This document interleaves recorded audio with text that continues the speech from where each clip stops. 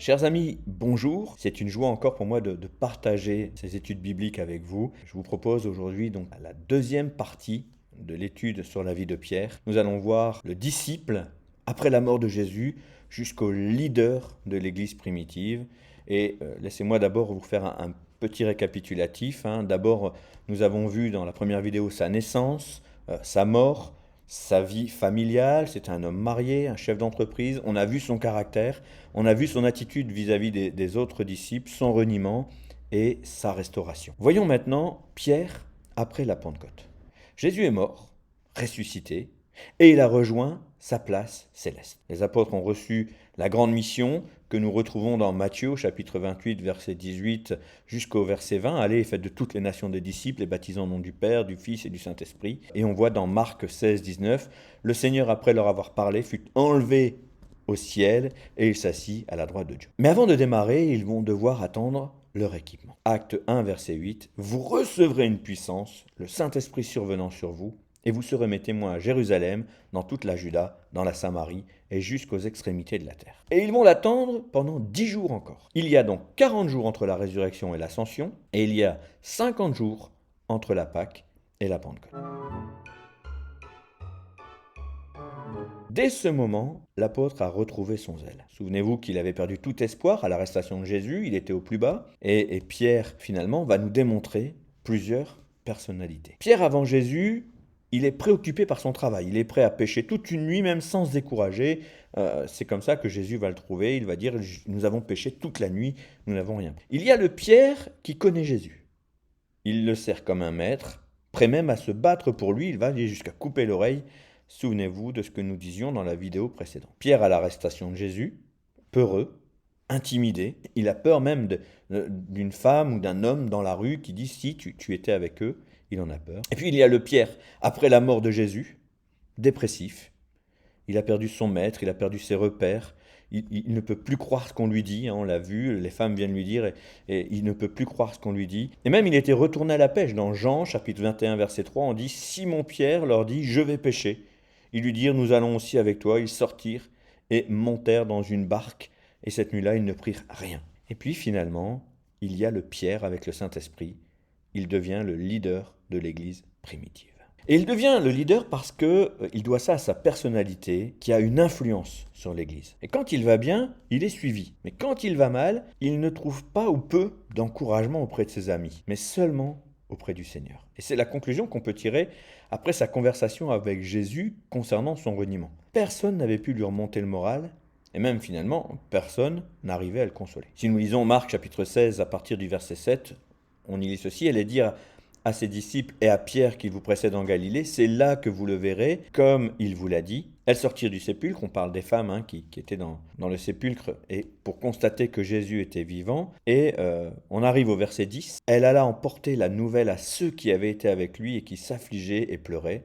Quand ils entendirent qu'il vivait et qu'elle l'avait vu, ils ne le crurent point. Donc même Pierre ne le croyait pas. Et après cela, il apparut sous une autre forme à 2 d'entre eux qui étaient en chemin pour aller à la campagne. On est ici sur la route d'Emmaüs. Ils revinrent l'annoncer aux autres qui ne les crurent pas non plus. Enfin, il apparut aux 11 pendant qu'ils étaient à table et il leur reprocha leur incrédulité et la dureté de leur cœur parce qu'ils n'avaient pas cru qu'il avait vu ressusciter. Et on remarque cependant que Pierre est le moteur de l'Église qui va naître. Alors au début, il ne croit pas, il a du mal à cerner, et puis finalement, il va rencontrer Jésus lui-même.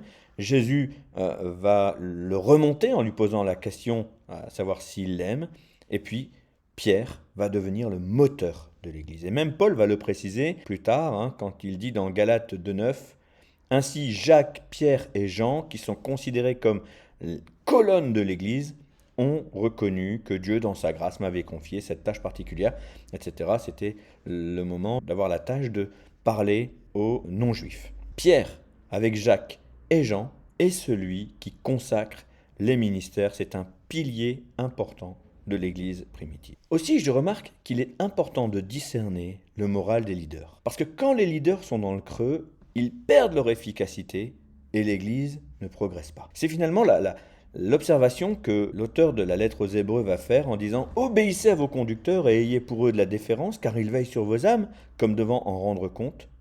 Qu'il en soit ainsi, afin qu'ils le fassent avec joie et non en gémissant, ce qui ne vous serait d'aucun avantage.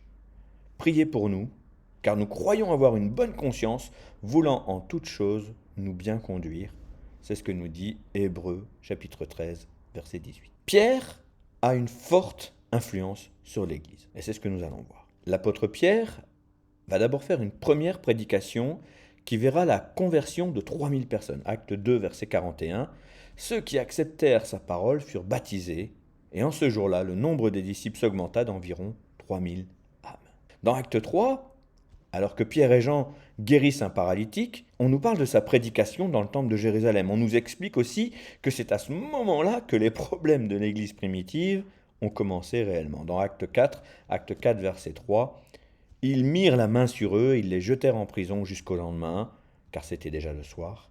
Cependant, au verset 4, beaucoup de ceux qui avaient entendu la parole crurent, et le nombre des hommes s'éleva à environ 5000. » Waouh! En 2 prédications, 8000 âmes sauvées. Incroyable. Et l'Église donc va connaître à la fois le succès évangélique et le début des oppositions de la part des autorités. Et c'est Pierre qui va en prison, parce qu'il est à la tête de l'Église primitive avec Jean et avec Jacques. Et d'ailleurs, à partir de ce moment-là, ils seront toujours une cible pour les autorités et surtout pour les religieux qui veulent les exterminer. On nous parle d'ailleurs de la mort de Jacques et de la vague de persécution qui a suivi. Acte 12, verset 1er. Vers le même temps, le roi Hérode se mit à maltraiter quelques membres de l'Église. Voyant que cela était agréable aux Juifs, il fit encore arrêter Pierre. C'était pendant les jours des pains sans levain. Après l'avoir saisi et jeté en prison, il le mit sous la garde de 4 escouades de 4 soldats chacune, avec l'intention de le faire comparaître devant le peuple après la Pâque. Vous remarquerez qu'on nous dit que c'était après la Pâque, mais finalement on ignore la Pâque de quelle année. Cependant, dans le chapitre précédent, on nous parle de Paul et de sa mission à Antioche. Puisqu'on nous parle de Paul, de sa mission, eh bien, la conclusion, c'est qu'il est permis de penser qu'il s'est déjà passé beaucoup d'années. Cela se passe entre l'an 41 et l'an 44. 3 ans d'écart, ça peut paraître beaucoup, mais finalement, à l'échelle humaine, à l'échelle de l'humanité, c'est pas grand-chose. Il est difficile d'être beaucoup plus précis que ça.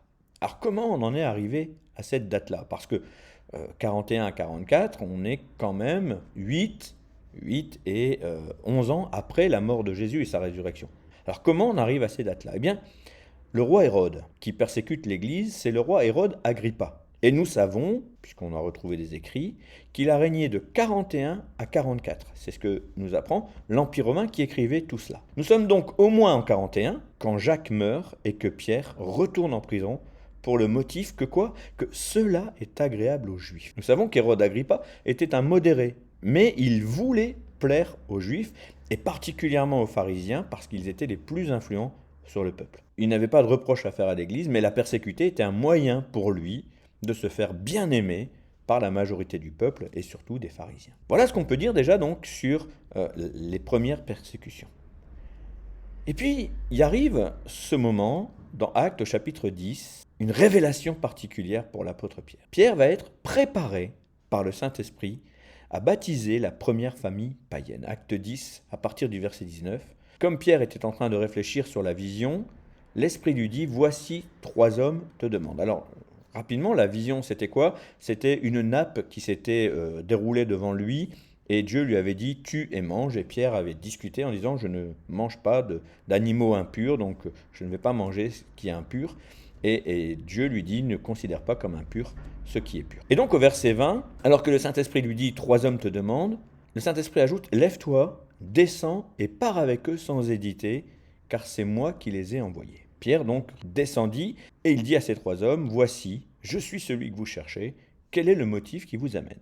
Ils répondirent « Corneille, centenier, homme juste et craignant Dieu, et de qui toute la maison des Juifs rend un bon témoignage, a été divinement averti par le Saint-Ange de te faire venir dans sa maison et d'entendre tes paroles. » On saute quelques versets, on arrive au verset 28, et voilà, alors qu'il doit rentrer dans la maison, ce que va dire Pierre, vous savez, leur dit-il, qu'il est défendu à un Juif de se lier avec un étranger ou d'entrer chez lui. Mais Dieu m'a appris à ne regarder aucun homme comme souillé et impur. Il vient de lui apprendre dans la vision que je vous ai décrite. Acte 10, 44, on a encore sauté quelques versets. Comme Pierre prononçait encore ces mots, il est en train d'annoncer la bonne nouvelle de Jésus, le Saint-Esprit descendit sur tous ceux qui écoutaient la parole. Tous les fidèles circoncis qui étaient venus avec Pierre furent étonnés de ce que le don du Saint-Esprit était aussi répandu sur les païens, car ils les entendaient parler en langue et glorifier Dieu. Alors Pierre dit: peut-on refuser l'eau du baptême à ceux qui ont reçu le Saint-Esprit aussi bien que nous? Et il ordonna qu'ils fussent baptisés au nom du Seigneur,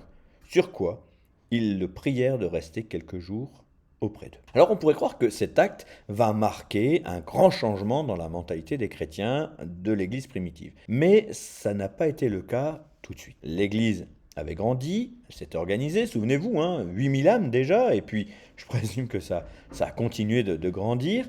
8000 hommes, on ne sait pas combien il y avait de femmes, on ne sait pas combien il y avait d'enfants, en tout cas ils devaient sans doute être nombreux. Et nous voyons dans les chapitres suivants toute la difficulté que peuvent rencontrer les hommes quand ils obéissent à Dieu, alors que leur religion leur donne des instructions initialement différentes. Acte 11, versets 1 jusqu'à 4, on y lit ceci: les apôtres et les frères qui étaient dans la Judée apprirent que les païens avaient aussi reçu la parole de Dieu. Et lorsque Pierre fut monté à Jérusalem, les fidèles circoncis lui adressèrent des reproches en disant: tu es entré chez des incirconcis, tu as mangé avec eux. Pierre se mit à leur exposer d'une manière suivie ce qui s'était passé. On remarque bien qu'il soit leader de l'Église, il doit se justifier. Et ça aussi, c'est une leçon importante pour nous, l'Église moderne, l'Église de 2022 bientôt. Eh bien, c'est une leçon importante pour tous ceux qui veulent exercer une fonction dans le leadership de l'Église. Nous avons des comptes à rendre. Nous devons nous justifier.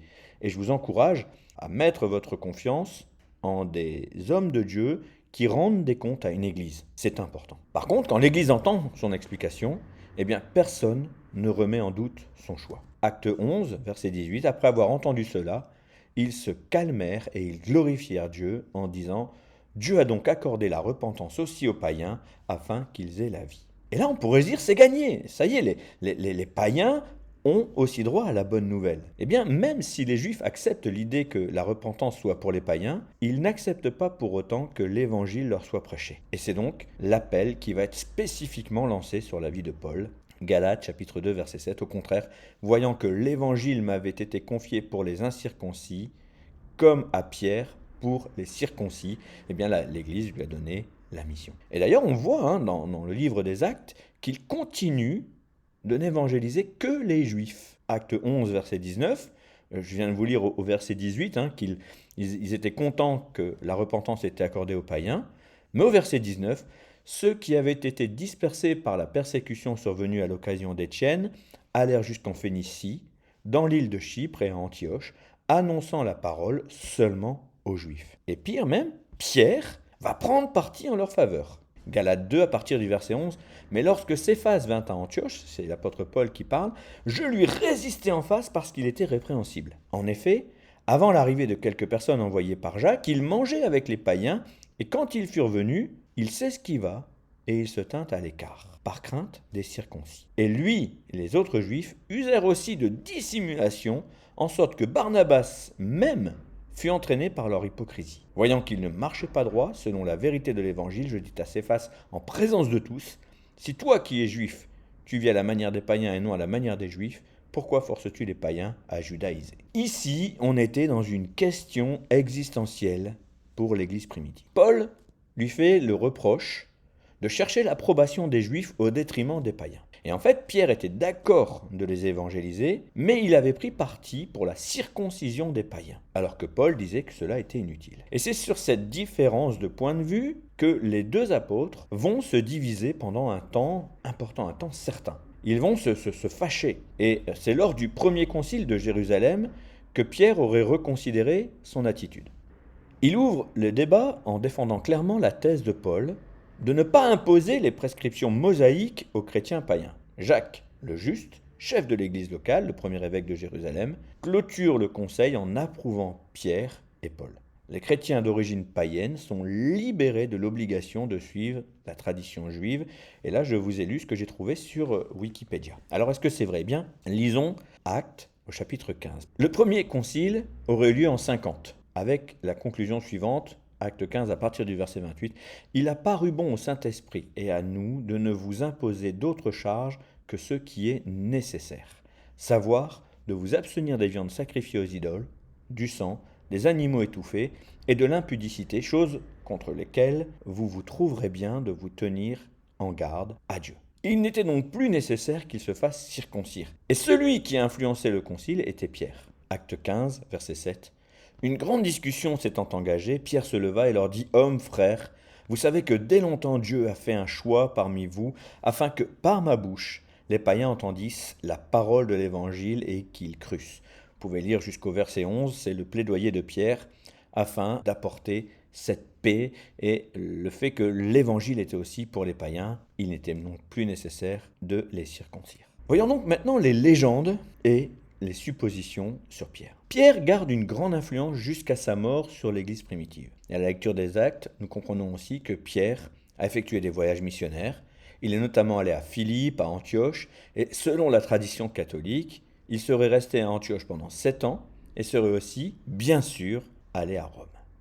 Il y serait allé pour y poursuivre un adversaire qui n'est autre que Simon le magicien, et on pense qu'il était à Rome quand Paul écrit son épître aux Romains, qui aurait été évangélisé par Pierre. Et donc ces critiques se demandent pourquoi Paul ne lui adresse pas ses salutations à la fin de l'épître. Mais tout cela n'est que supposition, puisque la Bible ne nous dit pas qui a évangélisé Rome, et parle encore moins d'une quelconque rivalité entre Pierre et Simon le magicien. Finalement, cette histoire de rivalité entre Pierre et Simon est racontée dans le roman pseudo-clémentin, qui se prétend être un livre du Nouveau Testament, mais qui a été classé comme livre apocryphe.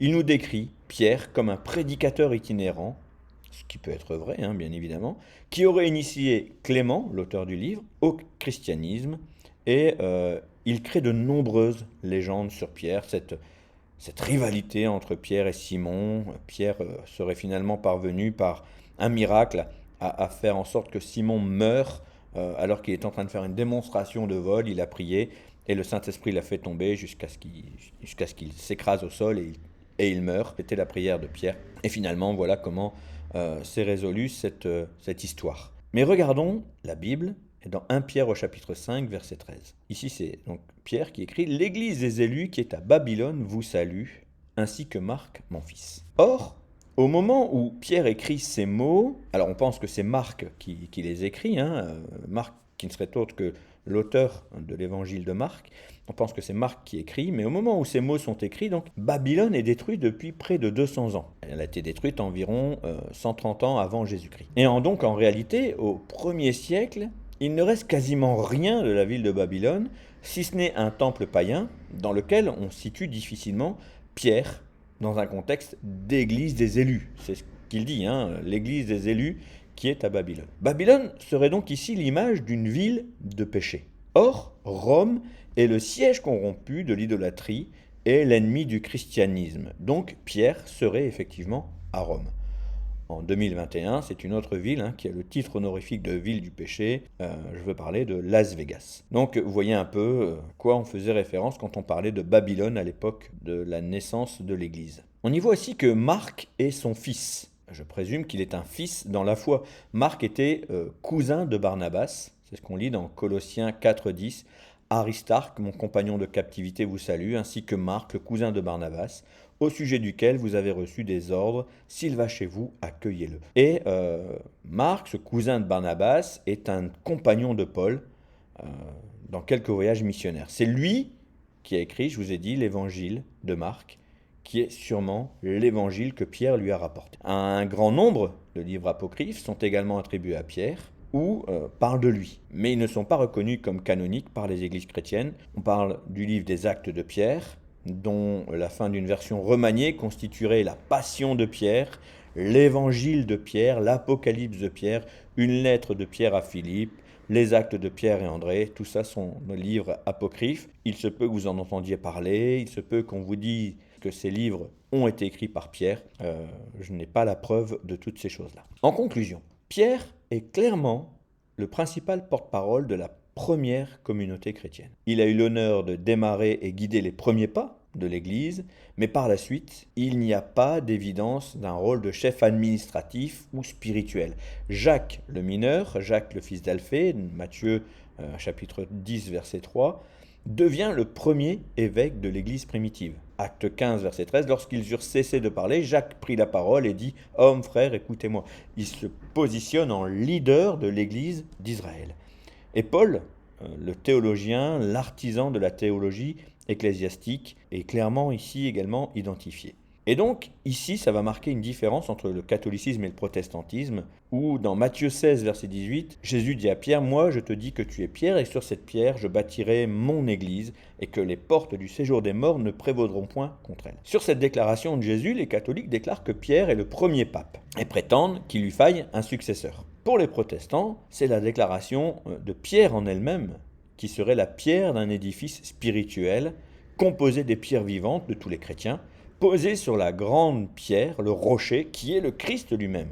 1 Pierre 2,4, je vous cite ce que l'apôtre Pierre dit lui-même, « Approchez-vous de lui, pierre vivante, rejetée par les hommes, mais choisie et précieuse devant Dieu, et vous-même, comme des pierres vivantes, édifiez-vous pour former une maison spirituelle, un saint sacerdoce, afin d'offrir des victimes spirituelles agréables à Dieu par Jésus-Christ. » Le fait que Pierre ait reconnu Jésus comme étant le Messie, il devient une pierre vivante, et en l'occurrence la première pierre après Jésus. Jésus est la pierre angulaire sur laquelle est bâtie son Église, et cette Église est composée de pierres vivantes que nous sommes. En aucun cas, ici, ce texte veut nous dire que Pierre est le pape et l'incarnation de Dieu sur terre et le leader. Voilà pour ce qui concerne l'étude de l'apôtre Pierre. J'espère qu'elle vous a édifié.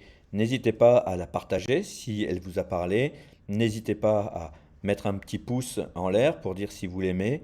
Et puis, je reste à votre disposition pour toute autre question. N'hésitez pas à me contacter si vous en avez besoin.